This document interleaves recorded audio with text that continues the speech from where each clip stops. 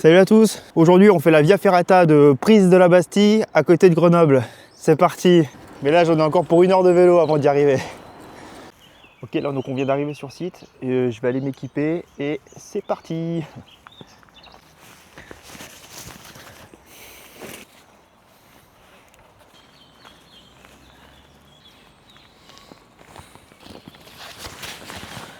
Donc là c'est parti, je suis prêt et on va se lancer. Le départ de la Via est juste ici. Donc là au début il n'y a pas de câble pour le départ. Tac. Ouah. Ok. Hop. On y va. Ok. On avance tranquille.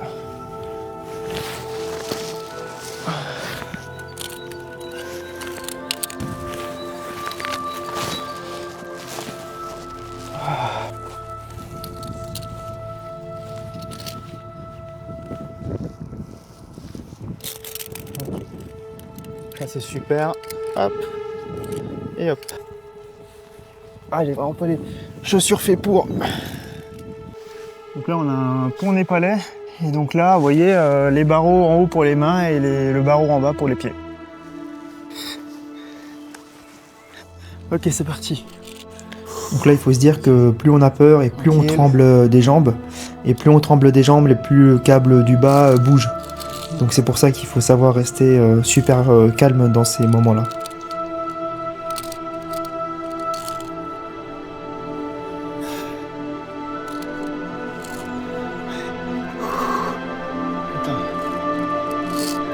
Tac. Super.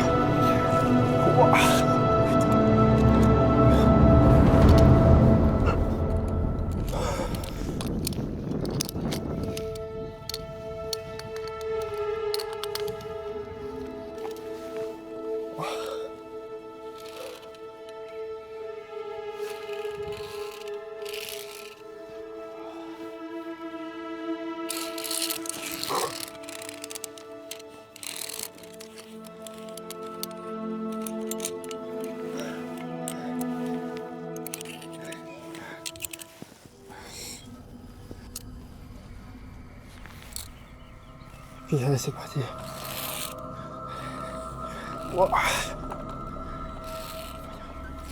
On voit bien au niveau de mes mains que je suis pas tranquille.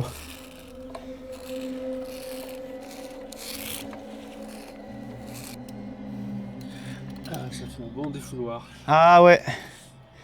On se concentre sur autre chose là. Ah c'est sûr.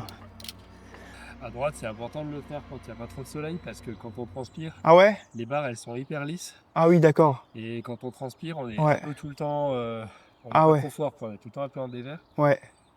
Du coup, elle est rapidement physique et quand en plus ça glisse, Ah ouais, c'est stressant. stressant, ouais. Là, les conditions sont bonnes. Ah ouais, ouais. Et d'habitude, j'ai mes chaussures d'Alpi. Là, j'ai pris mes baskets Ouais. parce que je les avais pas avec moi. Ouais. Et rien que de changer juste les chaussures avec les appuis, C'est sûr d'avoir des chaussures un peu rigides. ouais, ça change tout. Hein. Waouh. C'est plus agréable. Ouais, parce qu'avec les barreaux, c'est assez glissant quand même. Là, j'étais pas. Ça marche. Bah, bonne journée.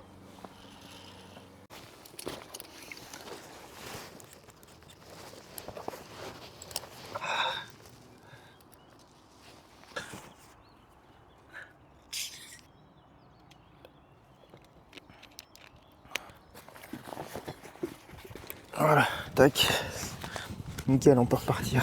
On y va tranquille. Step by step. Ouah.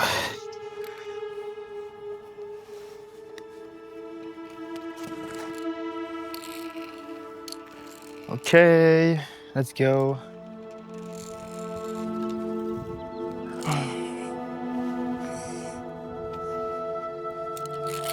Ok.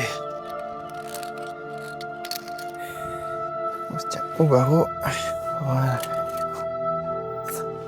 Au niveau adrénaline, on est pas mal là. On est pas mal du tout. Allez. Ok.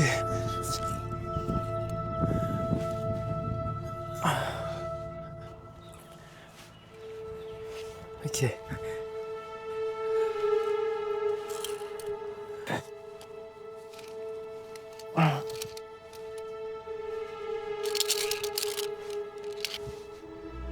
voyez, lors de ma précédente vidéo, j'avais dit que là, si par exemple je chutais, j'allais prendre un gros vol. Pourquoi? Parce que il faut que mes longes arrivent jusqu'au point. Et ensuite, il faut que le ressort se tende et que le sac déchire. Et là, il y a une petite astuce qui est possible, c'est de prendre une longe et de la clipper sur un barreau. Comme ça, si jamais je chute, ce sera de moins haut. Tac.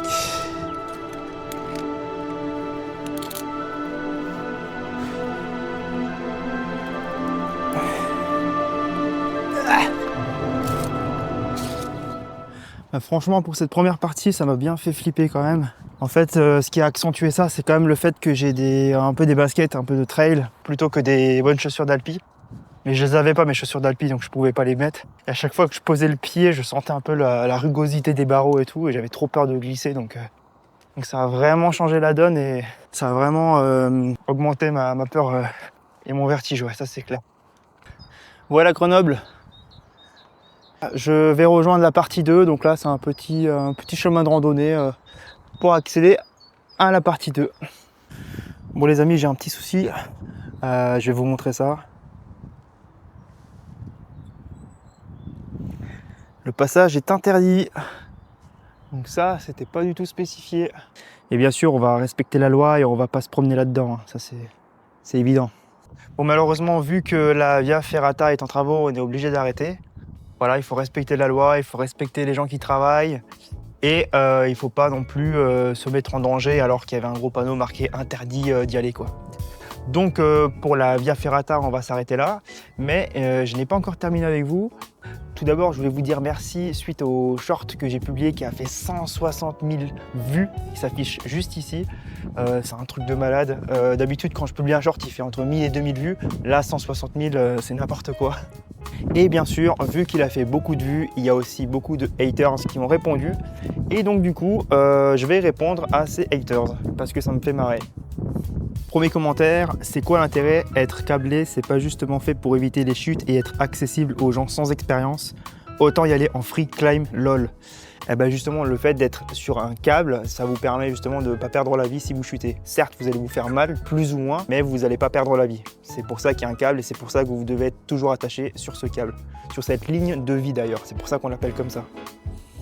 Et les deux mousquetons dans les mêmes sens évitent de donner des conseils. Alors de 1, c'est pas des mousquetons, ce sont des longes. Donc là, des mousquetons, là, des longes.